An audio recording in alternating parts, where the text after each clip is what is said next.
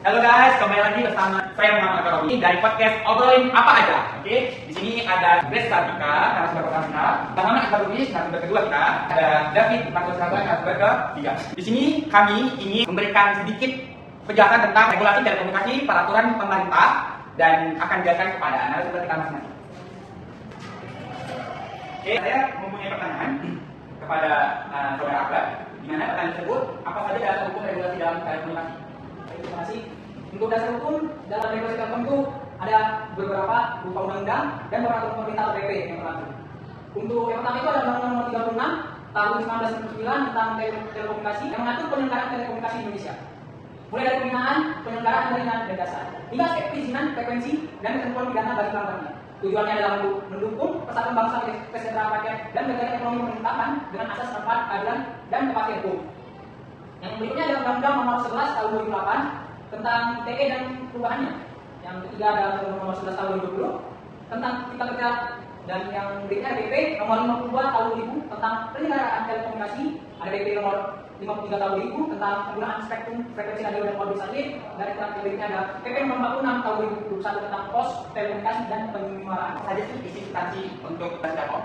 Kalau isi substansi utama regulasi itu pertama ada definisi telekomunikasi, ada jaringan dasar dan pemeliharaan, yang berikutnya ada hak dan kewajiban penyelenggaraan telekomunikasi, yang berikutnya ada ketentuan perizinan, yang berikutnya ada pengelolaan spektrum frekuensi radio dan mobil satelit, yang berikutnya juga ada pengaturan tarif layanan, perlindungan konsumen, penggunaan telekomunikasi, peran pemerintah, dan sanksi administratif. Baik, saya ingin berbicara tentang tujuan dalam regulasi telkom ini apa saja? Apa untuk kesediaan layanan atau apa? Kalau tujuan itu sendiri itu regulasi itu menjamin ketersediaan layanan telekomunikasi bagi masyarakat, menjaga persaingan sehat antar negara, mengoptimalkan pemanfaatan sumber daya terbatas, dan menjamin keamanan dan kepastian hukum. Identitas dari regulasi ini yaitu ada nama undang atau peraturan pemerintah, ada juga nomor dan tahun, lembaga yang merekam, DPR, Presiden, undang-undang, Presiden, DPP, dan uang intinya itu diatur di regulasi tersebut, misalnya penyelenggaraan telekomunikasi, penggunaan frekuensi, hak dan kewajiban operator, dan sebagainya. Yang tujuannya itu, prinsipnya itu, alasan regulasi dibuat misalnya untuk mendukung pemerataan akses telekomunikasi, mendukung konsumen, mengatur kompetisi yang sehat, agar hak dan kewajibannya itu penyelenggara telekomunikasi memiliki hak, lalu penyelenggara kewajiban termasuk kualitas layanan, keterjangkauan, dan perlindungan data. Kewenangan pemerintah itu peran pemerintah dalam pengaturan, perizinan, dan pengawasan, dan untuk ketentuan teknisnya seperti spektrum frekuensi, orbit satelit, dan terakhir ada sanksi jenis pelanggaran itu sanksinya administratif dan denda juga dia. Baik, terima kasih penjelasannya Muhammad Akbar. Dan kita akan lanjut kepada David Marcos Sabar, yang dimana dia akan menjelaskan sedikit tentang sejarah telekomunikasi dan dia akan menjelaskan tentang peraturan menteri yang dibuat. Oke, silakan kepada Abang David Marcos Sabar. Baik, terima kasih pada pertemuan ini. Regulasi di bidang telekomunikasi telah mengalami evolusi seiring dengan perkembangan teknologi. Awalnya regulasi lebih difokuskan pada yang telepon dan bidang penyiaran radio. Kemudian dengan kemunculan internet dan teknologi secara optik, regulasi telah berubah untuk mencakup layanan data dan multimedia.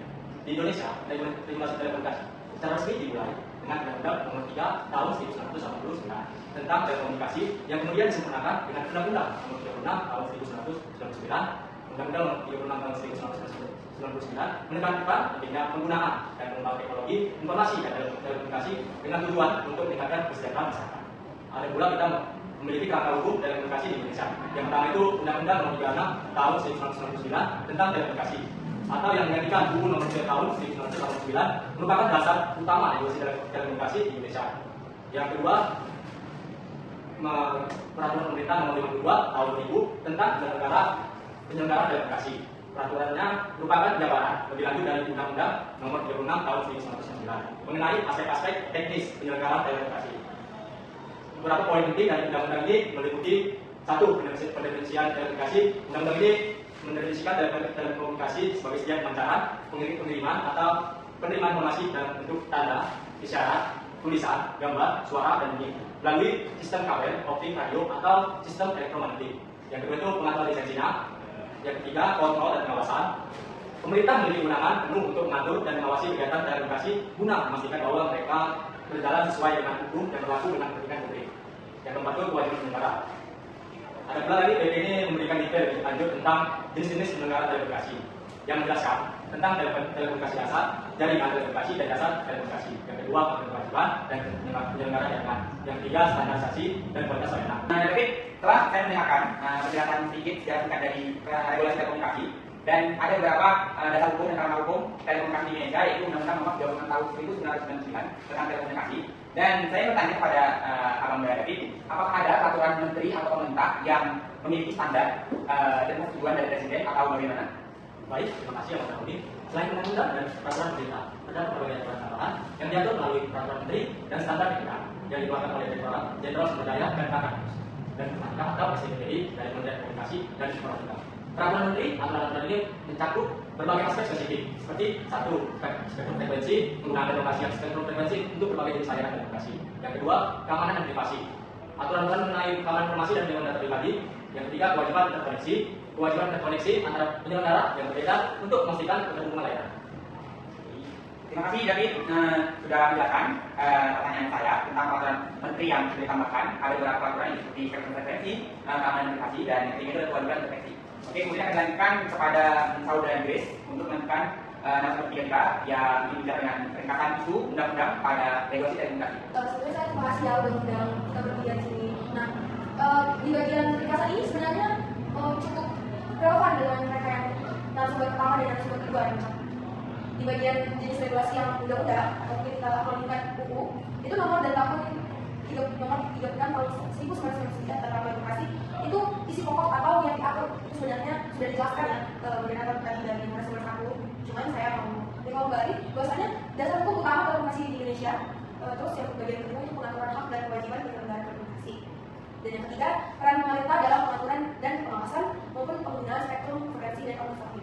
Kita masuk ke bagian nomor 11 tahun 2008 tentang informasi dan transaksi elektronik atau PCE dibuat dengan Undang-Undang Nomor 19 Tahun 2015 yaitu tentang pengaturan transaksi elektronik maupun tanda digital, dokumen elektronik dan lain-lain. Masuk ke bagian nomor 14 masih sama dengan tahun sebelumnya tahun 2008 tentang pembukaan informasi itu tentang hak masyarakat, bagaimana mereka mengelola informasi yang ada di publik seperti itu. Dan yang keempat itu nomor 11 masih tahun 2020 tentang Cipta Kerja. Itu tentang bagaimana merevisi beberapa ketentuan dalam undang-undang demokrasi maupun undang-undang penyuapan, undang-undang sebelumnya. Setelah itu masuk ke bagian jenis regulasi yaitu peraturan pemerintah yang disampaikan oleh narasumber kedua tadi. PP nomor 52 ini tahun 2000 tentang penyelenggara demokrasi, di mana isinya mencakup tentang aturan pelaksanaan undang-undang demokrasi. Nah, yang bagian kedua nomor 53 masih dengan tahun yang sama yaitu tahun 2000 tentang penggunaan spektrum frekuensi itu tentang penggunaan frekuensi radio dan public satelit. Bagaimana mereka perizinan untuk pembagian maupun pengendalian frekuensi tersebut. Dan yang terakhir yaitu nomor 46 itu tahun 2021 tentang pos telekomunikasi. Itu tentang pendataan integrasi sektor pos telekomunikasi dan penyiaran. Atau dapat disimpulkan bahwasanya perizinan pos tersebut. Nah, selanjutnya saya akan menjelaskan peraturannya. Ini benar-benar penasaran nih, atau teman-teman penasaran nih bagaimana peraturan undang-undang ini atau peraturan pemerintah ini bagaimana sih perbedaannya? Nah, di bagian perbedaan itu sangat memiliki cakupan yang luas ya teman-teman.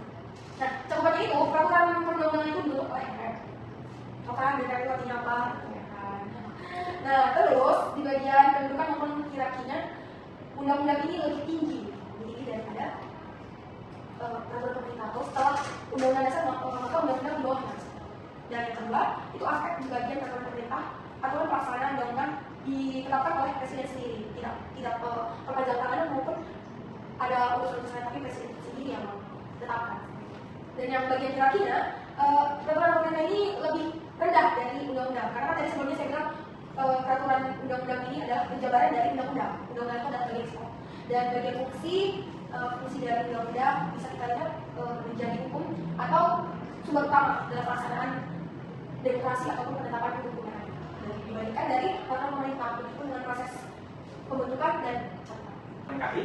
Dari keempat ada peraturan menteri, aturan dari kementerian yang mengurusi sektor komunikasi dan informatika. Di sini dapat disimpulkan bahwasanya regulasi telekomunikasi adalah aspek yang penting dan harus dipahami oleh semua pihak di era digital di zaman ini. Regulasi itu tidak hanya bertujuan untuk melindungi konsumen, tetapi juga menjaga dan memastikan adanya persaingan yang sehat di antara investor-investor terutama terkait dengan perkembangan teknologi dan penegakan hukum. Tantangan regulasi yang tepat dapat membawa manfaat yang besar bagi masyarakat dan industri. Oleh karena itu, penting bagi kita untuk terus mengikuti perkembangan mengenai regulasi telekomunikasi di Indonesia. Begitu podcast dari sekian dari podcast kami. yaitu podcast obrolin apa aja bersama tiga narasumber kita. Oke, bye-bye.